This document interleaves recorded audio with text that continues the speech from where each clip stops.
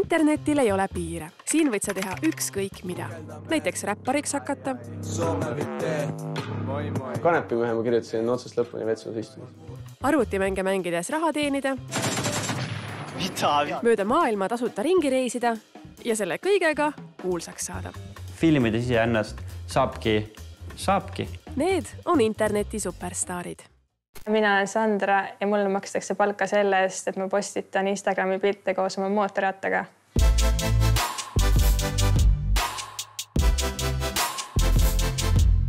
Tavaliselt mulle meeldi üldse vastata, kui keegi küsib, et millega sa tegeled, mis tööd sa teed. See kogu meedia pigem võib-olla näitab influencereid enamasti nagu sellisest võib-olla mitte liiga positiivsemast küljest. Ma ei tutvusta kunagi nagu influencerina esmasel kohtumisel. Influencer ehk eesti keeles suunamudija on keegi, kelle sotsiaalmeedia postitusi jälgib suur hulk inimesi. Need on siis minu kõige populaarsemad videod Instagramis. Siin on näidatud reach.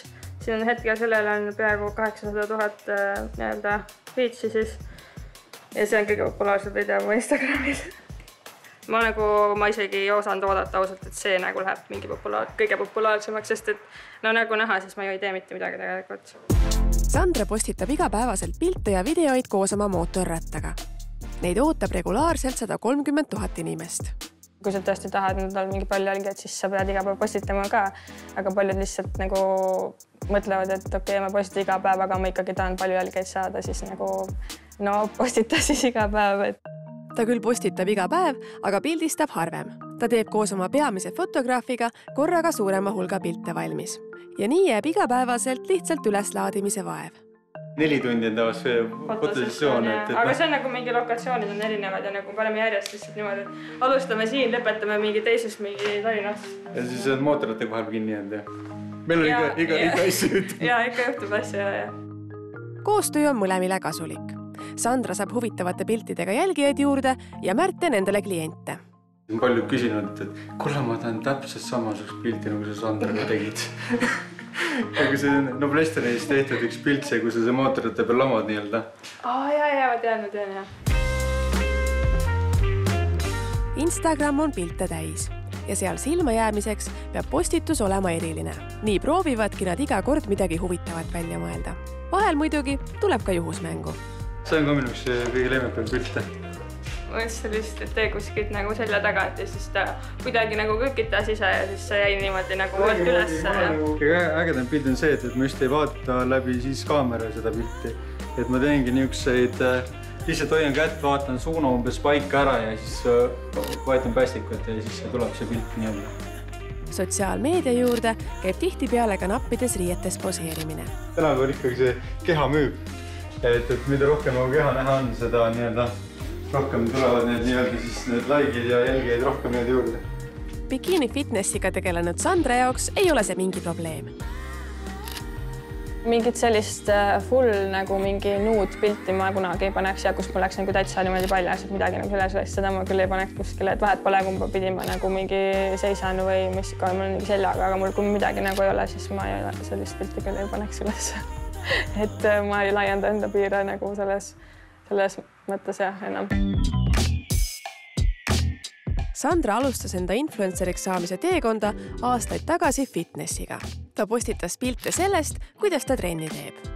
Siis jagasin enda sellist teekonda fitnessmaailmas, et kuidas ma vormi siis tegin endal. Jälgijad vaikselt kogunesid, aga suurem silmapaaride voog tuli siis, kui Sandra hakkas fitnessi kõrval enda piltidele sättima ka mootorratast. Ja siis tuli see teine sektor läks lahti, et see motomaailm nagu sealt hakkas tulema ka, ehk siis tuli fitnessi ja motost tuli lisaks, ehk siis nagu kaks sellist nagu niši siis läksid kokku oma vahel. Tegelikult on nagu palju selliseid veel nagu Instagrammereid, kes ka nagu teevad küll ka võib-olla mingi bikini pildid ja ka võib-olla nagu mootorrattaga, aga reaalselt nad nagu sõita ei oska. Sandra teebki eriliseks see, et ta lihtsalt ei poseeri rattaga, vaid käib sellega päriselt sõitmas. Enduro võistlustel. Enduro võistlus ei ole mingi rahulik metsasõit, vaid pigem üks suur takistusrada. Tekib küsimus, kuidas kaks nii erinevat asja nagu bikiinipildid ja karm takistussõit omavahel tehniliselt sobivad. Ehk lihtsustatult öeldes, kas Sandra oma küüsi ei karda ära murda? Ma oskan ka kukkuda niimoodi, et ma panen nagu käe kuidagi niimoodi, et ma ei kuku nagu reast mingi sõrmede peale, vaid ma panen nagu kohe rusikasse ja siis nagu kui kukun, siis et küüned nagu kuidagi kaitsen ära, et ma nagu oskan juba niimoodi kukkuda.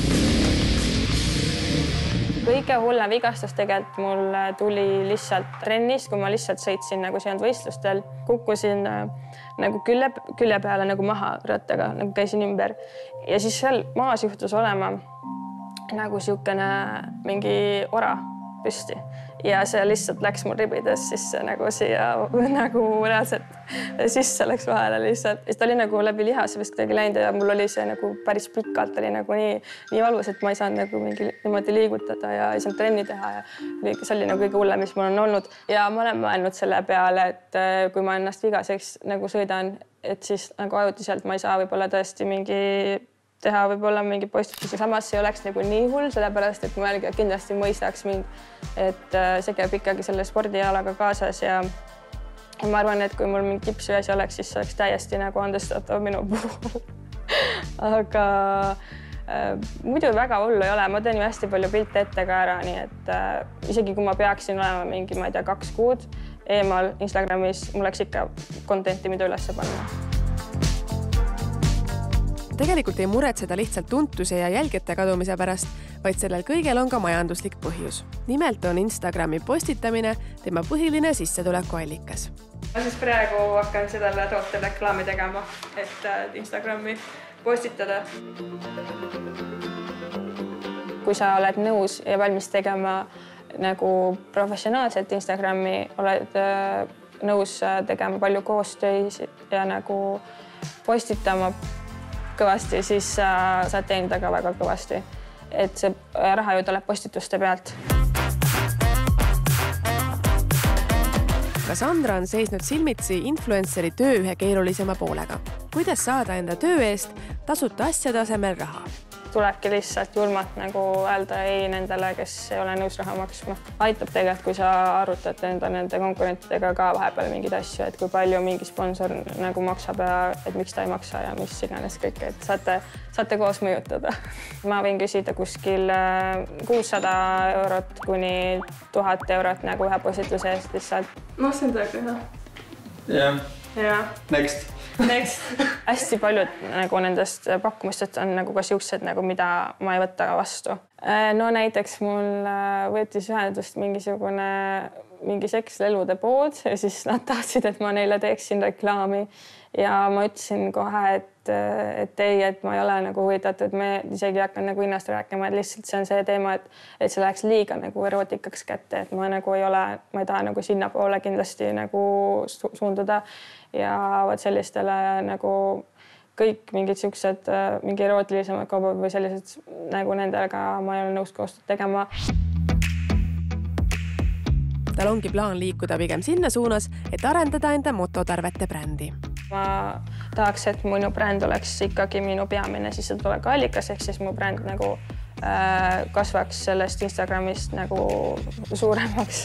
Et ma nagu eesmärk olekski tegelikult brändi kasvatada hetkel, et mitte just nii väga seda Instagrami, vaid brändi ja teha.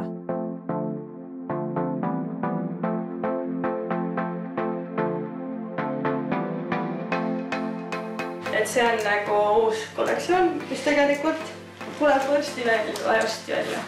Pole täpselt need launchi kuupäevad paigas, aga see on nii värske, et... Parem küll nukiga paremal põlvel.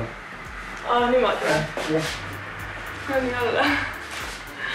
Just, et see bränd nagu kasvaks suuremaks ja tulevikus konkureeriks siis teiste motoriijate nagu brändidega samamoodi võrdväärselt. Aina rohkem läheb kõik nagu interneti tasandile, et praegu teha nagu interneti alast sellist businessit on väga õige aeg ja selle jaoks tõesti sul on vaja lihtsalt nagu teadmisi sotsiaalmeediast ja üldse, kuidas internet toimib ja sa ei pea nagu ülikoolis selleks mingit ametit eraldi küll õppima. Nagu see ei pea.